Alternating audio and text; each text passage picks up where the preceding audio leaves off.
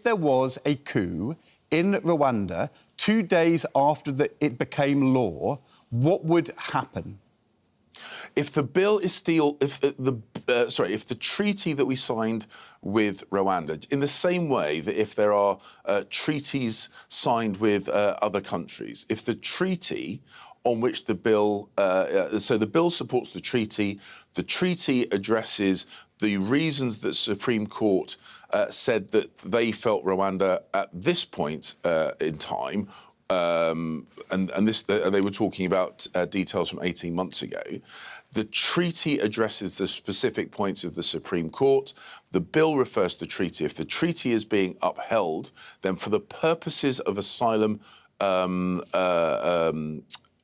processing, Rwanda is treated as safe. I've got to say, I didn't understand a word of that. In the same way, I don't know what you're talking about. Could you say that again? Because it was really, really unclear. Nobody will know what you just said.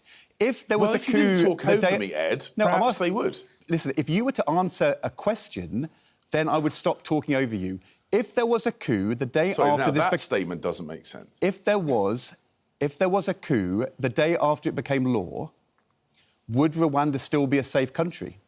Well, this is the point I'm saying, Ed. The bill supports the treaty. The treaty addresses the issues raised by the Supreme Court, who defined at the point of their decision Rwanda not being safe for asylum processing. The treaty addresses that.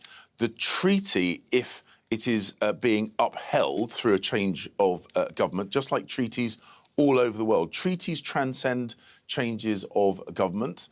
If the treaty is not being upheld, of course, we would need to revisit our relationship with Rwanda. I understand. But if the treaty is being upheld, and the treaty addresses the issues of safety raised by the Supreme Court. But again, I go back to my fundamental point.